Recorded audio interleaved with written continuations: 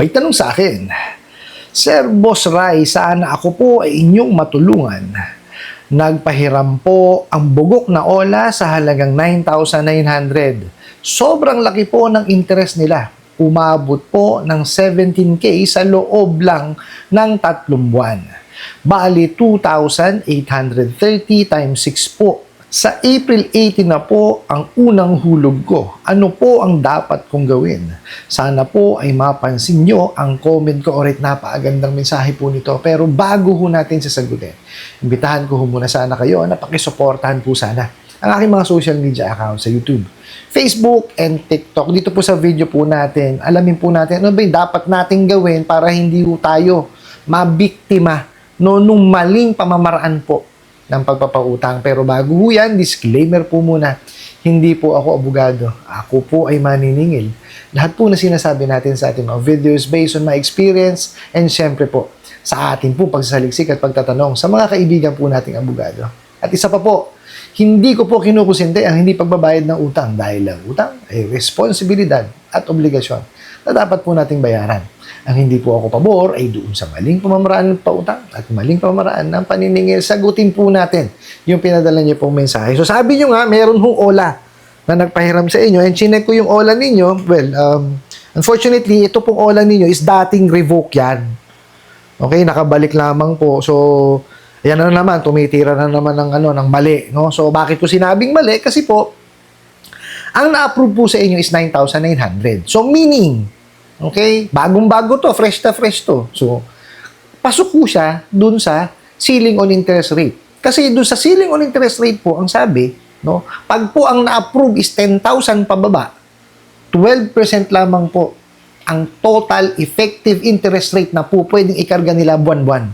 Kasama po doon yung 6% na nominal interest per month. At hindi dapat yan lalagpas sa 4 na buwan. Okay? And may additional po na 5% na penalty yan per month, no? Pagka po kayo ay sumablay sa pagbabayad. Okay? So, ipasok po ito, 9,900. Bakit ganun? Pumapatak po ito sa 3 buwan. Sa totoo lang, nakakalungkot, no? Sa 3 buwan po, 71.51%. So, kung di-divide mo sa 3 yun, lumalabas yun, 23.84%. Oh, napakalayo doon sa 12% per month. Na biruin nyo, SEC po ang nag-utos niyan. That's a memorandum, meaning kailangan sundin. Okay? Yes, ito po although, sabihin na natin, meron tayong anti-usury law, no ba? May anti-usury tayo dati, kaya lang, inalis na po yun. So kasi, pagka inalis po kasi yun, binigyan po, no, ng laya, yung mga, partido na magkasundo, kung ano yung interest rate na po pwedeng gamitin. Kaya lang, kasi po, meron pong kautusahan ng SEC. So, bakit kailangan baliin? Diba? So, ako, ang maipapayo ko po sa inyo is makipag-usap po kayo sa kanila. Okay? At sabihin nyo sa kanila na, mga boss, kanyo, lending. Ito yung ceiling on interest rate. Sabi dito, pag 10,000 pesos pababa, diba? 12% lamang ako buwan-buwan. Bakit ako kinargahan mo ng 23.84% per month? Parang hindi naman kamo tama yun.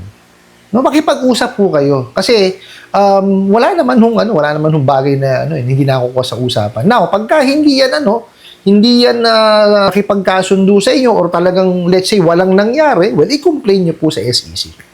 Okay, now, ako po ay naghanda ng konting, impormasyon, no?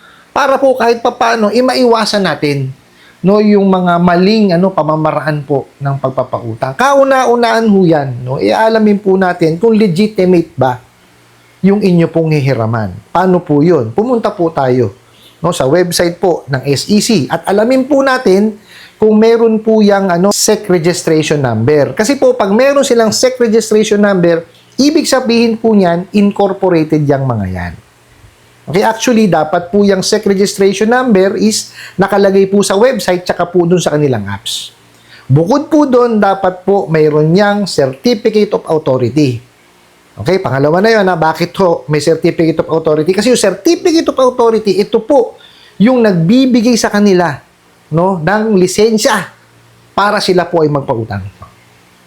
Okay? Pangatlo, syempre, kasi nga, OLA sila, dapat kasama sila sa recorded online lending platform.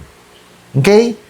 Ito pong OLA po ninyo, yung tatlo na yon meron. Kaya lang, ang masakit, hindi ho sumunod dun sa ceiling on interest rate. Okay po? Now, bukod po dun sa tatlo na yon, no, yung dalawa, dapat yon nakalagay sa website at saka po dun sa apps nila. Okay? So, bukod dun, kailangan po, no, i-check po natin yung mga red flags, no? Kasi may mga red flags po tayo maano diyan eh. Kasi kauna-unahan diyan, meron bang opisina rito sa Pilipinas yan? Meron bang physical office yan? Kasi baka magaya yan sa mga ibang nare-raid na naka-address sa ganitong lugar nung na-raid sa ibang lugar. 'Di ba? Or worst, meron naka-address dito sa ganitong lugar pero wala naman pala talaga doon. 'Di ba? So, kaya po ang SEC po is gumawa dati no, ng complaint mechanism. So, ni-require po lahat ng lending and financing na ilista po yung kanilang mga contact details. So ano yun, cellphone number, landline, tsaka po email addresses. Okay? And, alam ko na at matatandaan ko po ng tama, nag-ano rin sila, nag-require din po ang SEC no, na ipasa sa kanila yung sketch nung office. So, ang pinakamaganda po niyan, dun kasi sa apps, bago nyo i-download yun, no, makikita nyo naman dun yung address eh. Okay? Huwag ho natin madaliin. No? I-research muna natin kung talaga bang doon nag-uopisina yan.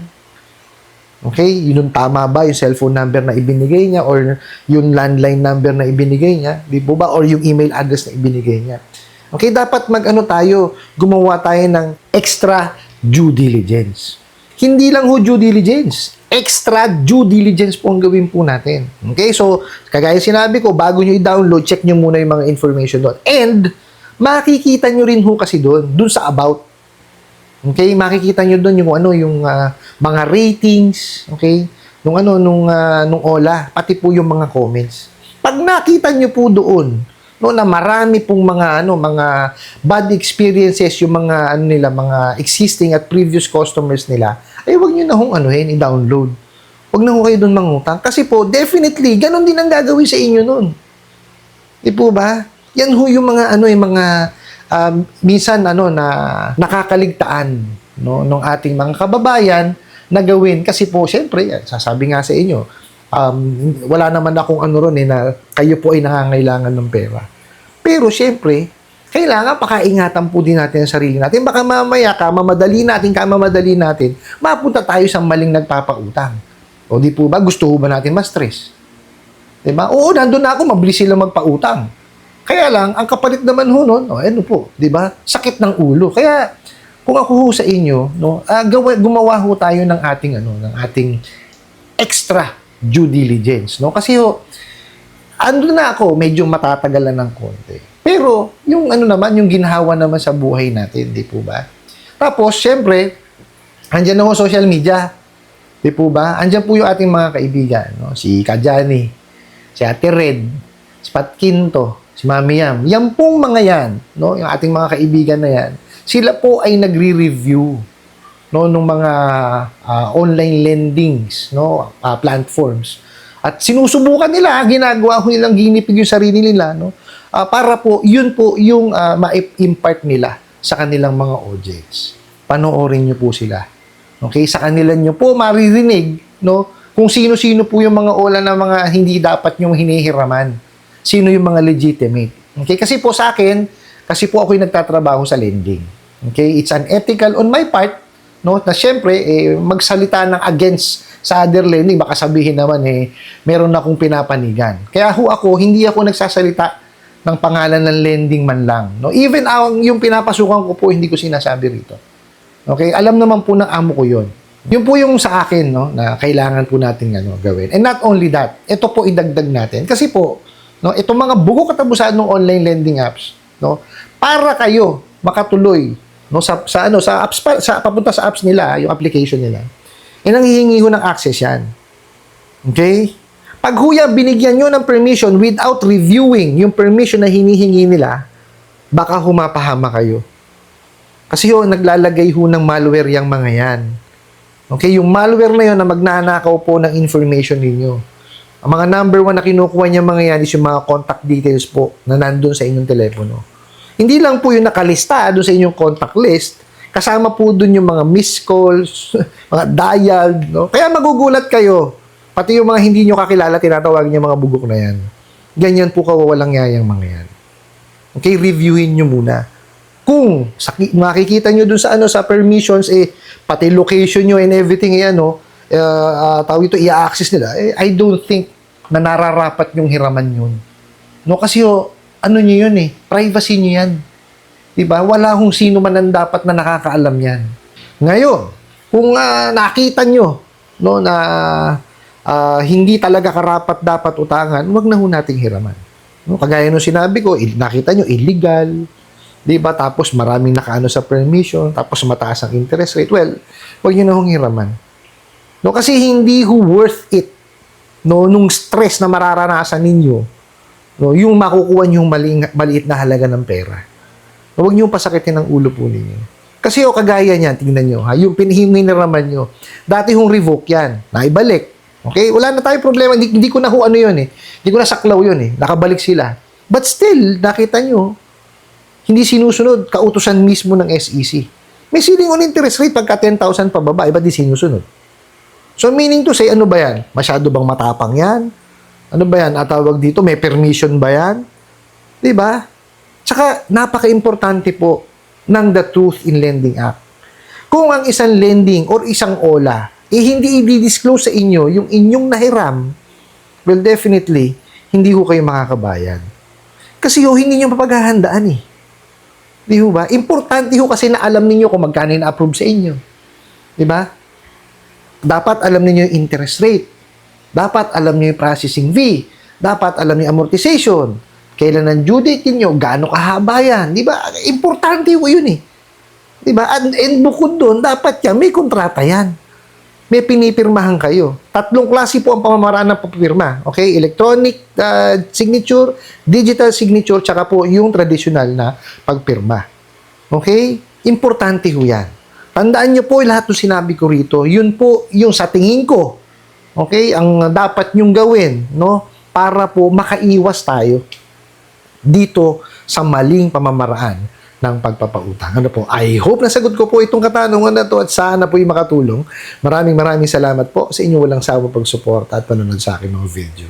Maraming salamat po sa inyong pag-like, pag-share, pag-comment at pagtatanong. And kunin ko na rin po itong opportunity to na imbitahan po sana kayo na pakisuportahan po sana aking mga social media accounts sa YouTube, Facebook, and TikTok. Hanggang sa muli po. Yun lang.